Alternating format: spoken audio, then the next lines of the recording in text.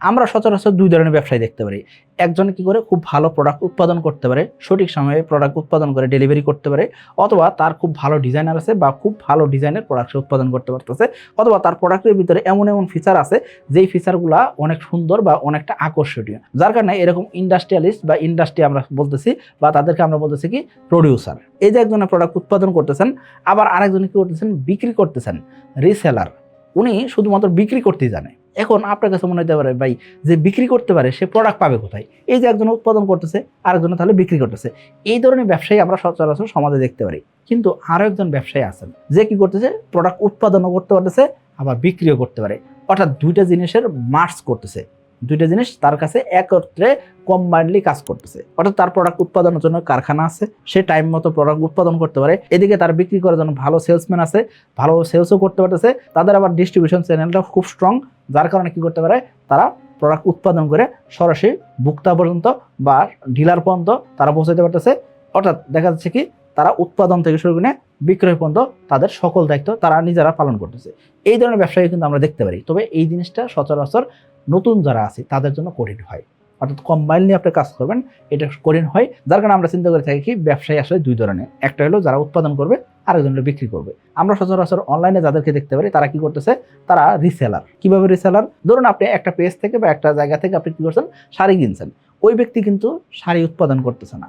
উনি কি করতেছেন, উনি বলতেছেন যে আমরা শাড়ি উৎপাদন করে নিচ্ছি, কি একজন উৎপাদন করতেছে সেখান থেকে তারা কিনে নিয়ে এসে বিক্রি করতেছে।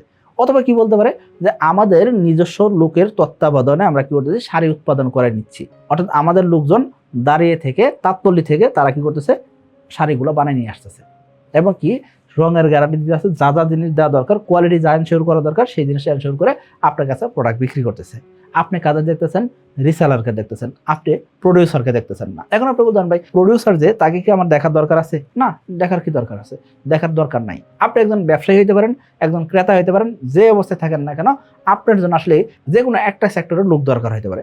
আপনি যদি শুধু শাড়ি কিনেন সেক্ষেত্রে আপনি একজন ক্রেতা হলে আপনি ভালো কোয়ালিটির শাড়ি খুঁজতেছেন, যে আপনাকে কালারের গ্যারান্টি দিতে আছে, কোয়ালিটির গ্যারান্টি দিতে আছে, তার থেকে আপনি প্রোডাক্ট কিনবেন, তাই না? এখন আপনার জানার দরকার নাই শাড়িটা কিভাবে উৎপাদন হইতেছে, কোন রং ব্যবহার করতেছে, কিভাবে ব্যবহার করতে, এসব জিনিস হয়তো আপনার জানার দরকার নাই। আশা করি বুঝতে পারছি। আবার আপনি যে একজন ব্যবসায়ী হতে চান সেক্ষেত্রে আপনি রিসেলার হইতে পারেন, আবার আপনি নিজে উৎপাদন করতে পারেন।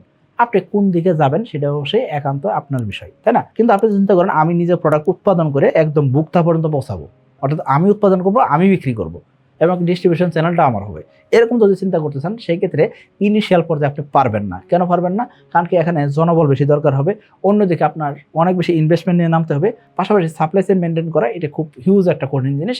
এই জিনিসটা হয়তো আপনি ইনিশিয়াল পর্যায়ে পারবেন না। তাহলে আপনি বলতে পারেন ভাই এই তো বড় বড় কোম্পানিগুলো যে করতেছে তারা কিভাবে করতেছে? এই দেখেন বড় বড় কোম্পানি যখন শুরু করছিল তারা কি করছে, বিভিন্ন জায়গা থেকে কিন্তু তারা কি করছে, এই যে হয়তো বা কেউ একজন লজিস্টিক সাপোর্টার আছে, কেউ হয়তো ডেলিভারি দেখে দিয়ে আছে, এক একভাবে এক একজনকে হায়ার করে বা মার্চ করে তারা কিন্তু ব্যবসা করতেছে। অর্থাৎ তাদের সকল কিছু আছে এমন নয়, তারা কিন্তু অন্যান্য মাধ্যম দিয়ে কিন্তু জিনিসটা করতে পারে।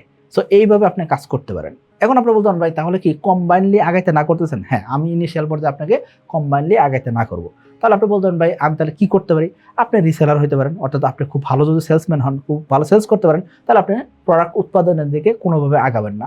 আপনি বিক্রি করাটা যদি ভালো জানেন বিক্রি করেন, আপনি বিক্রি এই পরিমাণ করেন যে আপনার স্টক আসার আগে শেষ হয়ে যায়, এরকমভাবে আপনি বিক্রি করেন। আপনি আগে থেকে প্রি বুকিং নেওয়ার চেষ্টা করেন, তাহলে দেখবেন কি আপনার আরও বেশি বেশি বিক্রি বাড়বে। অর্থাৎ আপনার প্রোডাক্ট উৎপাদন হওয়ার আগে বিক্রি করতে পারেন, বা আপনি চায়না থেকে বা বিভিন্ন দেশ থেকে প্রোডাক্ট আমদানি করে নিয়ে আসতেছেন, আমদানি করার আগে আপনি বিক্রি করে ফেলেন, অর্থাৎ স্টক আসার আগেই স্টক খালি হয়ে গেছে, এরকম করার চেষ্টা করেন। এতে করে আপনার প্রোডাক্ট স্টকে পড়বে না, যার কারণে আপনি লোকসানে পড়বেন না। সো আপনি এই ধরনের কাজ করতে পারেন। আবার আপনি যে চিন্তা করেন না আমি খুব ভালো উৎপাদন করতে পারি, আমার ম্যানুফ্যাকচারিং এ খুব আগ্রহ আছে, এমনকি আমি ম্যানুফ্যাকচারিং খুব ভালো করতে পারবো, খুব ভালো ভালো ডিজাইন আমি জানি, এমনকি আমি ক্রিয়েটিভ একজন মানুষ, আমার ম্যানুফ্যাকচারিং দিকে আগানো উচিত, বা আমার খুব ইচ্ছা যে আমার একটা ইন্ডাস্ট্রি থাকবে, এরকম যদি আপনার পরিকল্পনা থাকে সেক্ষেত্রে আপনি প্রোডাক্ট উৎপাদনের দিকেও আগাইতে পারেন। তার মানে আপনি যদি প্রোডাক্ট উৎপাদন করতে জানেন সেক্ষেত্রে আপনার নিজের বিক্রি করতে না জানলেও চলবে। আপনি যদি প্রোডাক্ট উৎপাদন করতে পারেন সেক্ষেত্রে আপনি এসআর দিয়ে বিভিন্ন মাধ্যম দিয়ে আপনি বিক্রি করাতে পারেন। আবার আপনি যদি খুব ভালো সেলসম্যান হন বা খুব ভালো সেলার হতে পারেন সেক্ষেত্রে আপনার উৎপাদনের দিকে আগানোর দরকার নেই, উৎপাদন করার দরকার নেই। এখন আপনি বলতেন ভাই এই যে আমি রিসেলার হব বা আমি প্রোডাক্ট বিক্রি করব, এই ক্ষেত্রে আমি অধিক কাস্টমার কাছে পৌঁছাবো কেমনে বা অধিক বিক্রি পারাবো কেমনে, এই সম্পর্কে আমাদের ভিডিও দেওয়া আছে, ভিডিওটা আপনি দেখতে পারেন। এর পাশাপাশি আপনার প্রশ্ন হতে পারে ভাই আমি যে বিক্রি করব সেই ক্ষেত্রে সঠিক সময় আমি কি প্রোডাক্ট পাবো কিনা। এই ক্ষেত্রে আপনি যে ডিস্ট্রিবিউটর আছে আপনার বা যে আপনার প্রোডাক্ট উৎপাদন করে আছে তার সাথে আপনি সম্পর্ক ভালো রাখেন এবং কি সঠিক সময় যাতে প্রোডাক্ট উৎপাদন হয়ে আসে, আপনার জন্য যাতে প্রোডাক্ট আসে সেই ব্যবস্থা আপনি করতে পারেন। এখন আপনি বলতেন ভাই কেমনে উৎপাদন করাবো, এই ক্ষেত্রে আমি বলবো আপনাকে অ্যাডভান্স পেমেন্ট দেন। আপনি ধরেন 1 কোটি টাকার প্রোডাক্ট বানাবেন, সেক্ষেত্রে আপনি 10 লাখ 20 লাখ টাকা পেমেন্ট দিয়ে আছেন। অবশ্যই ভাই আমি বলতেছি যাদেরকে পেমেন্ট দিবেন অবশ্যই তাদের ব্যাকগ্রাউন্ড দেখে নিয়ে দিবেন, কারণ কি তারা যাতে আপনাকে না ঠকায় এদিকে অবশ্যই খেয়াল করতে হবে। আপনি যদি অ্যাডভান্স পেমেন্ট করে প্রোডাক্ট বানিয়ে নিতে পারেন, সেক্ষেত্রে সবচেয়ে বড় যে সুবিধা পাওয়া যাচ্ছে সেটা কি আপনি কম দামে প্রোডাক্ট উৎপাদন করতে পারবেন। কম দামে যদি প্রোডাক্ট উৎপাদন করতে পারেন তার মানে কি আপনি প্রথমে লাভবান হয়ে গেলেন, এটা একটা কাজ। দ্বিতীয় যে জিনিসটা আপনি পাইতেছেন সেটা কি হিউজ কোয়ান্টিটিতে প্রোডাক্ট আপনার জন্য উৎপাদন হইতেছে, এখানে কোনো উৎপাদনে ব্যাঘাত করতেছে না, উৎপাদনটা হয়ে যাইতেছে। তৃতীয় যে ফ্যাসিলিটি আপনি পাইতেছেন সেটা কি আপনার প্রোডাক্ট আপনার জন্য আসতেছে, এর মাঝখানে প্রোডাক্ট উঠ করে অন্য কারোর জন্য বিক্রি করে ফেলবে বা অন্য কাউকে দিয়ে ফেলবে, এটা হবে না। আপনার প্রোডাক্ট আপনার কাছে আসতেছে এবং কি আপনার কাস্টমারকে কমিটমেন্ট দিয়েছেন অমুক সময় আপনি ডেলিভারি করবেন, সেটা আপনি নিরবিচ্ছিন্নভাবে ডেলিভারি করতে পারবেন। এদের বলা হয় আপনি যদি একজন রিসেলার হন সেই ক্ষেত্রে আপনার যে ডিস্ট্রিবিউটর আছে বা আপনার যে ম্যানুফ্যাকচারার আছে তার সাথে আপনার সম্পর্ক খুব ভালো হওয়া দরকার। খেয়াল করবেন আজকাল বেশিরভাগ রিসেলারকে আপনি দেখতে পাচ্ছেন, ম্যানুফ্যাকচারকে দেখতে পারতেছেন না। সো ম্যানুফ্যাকচার যারা করে তাদের সাথে কয়েক গুণ বেশি লাভ করতে পারে যারা ভালো সেলস করতে পারে। সো আমরা বলতে পারি যিনি ভালো বিক্রি করতে পারে তিনি সবচেয়ে আগায় থাকে এবং কি তিনি দ্রুততম সময়ে বড় হতে পারে। সো আপনি যদি এরকম সেলসের টিপস জানেন বা সেলসের টিপস আপনার জানা থাকে বা আপনি যদি এরকম ভালো সেলসম্যান হতে পারেন, সেক্ষেত্রে কিন্তু দেখবেন কি আপনি খুব দ্রুত সময়ে ভালো করতে পারতেছেন এবং কি আপনার ব্যবসাটা সাস্টেন করে যাবে। কিন্তু আপনার প্রোডাক্ট যদি ভালো না হয়, আপনি যদি কাস্টমারের সাথে কমিটমেন্ট না রক্ষা করতে পারেন, আপনার প্রোডাক্টের কোয়ালিটি যদি খারাপ হয়, আপনি যদি টাইমলি প্রোডাক্ট ডেলিভারি করতে না পারেন, আপনার রিটার্ন সিস্টেম যদি ভালো না হয় এবং কি আপনার লেনদেন যদি ভালো না হয়, আপনি রিপিটেড কাস্টমার যদি তৈরি করতে না পারেন, আপনার কোম্পানির ব্র্যান্ড ভ্যালু যদি না থাকে, সেক্ষেত্রে দিন শেষে আপনি খুব ভালো কিছু করতে পারবেন না। আর এই সম্পর্কে আমাদের ভিডিও দেওয়া আছে, ভিডিওগুলো দেখতে পারেন এবং কি আপনি যদি ব্র্যান্ড বিল্ডিং নিয়ে কাজ করতে চান সেক্ষেত্রে আমাদের সাথে যোগাযোগ করতে পারেন।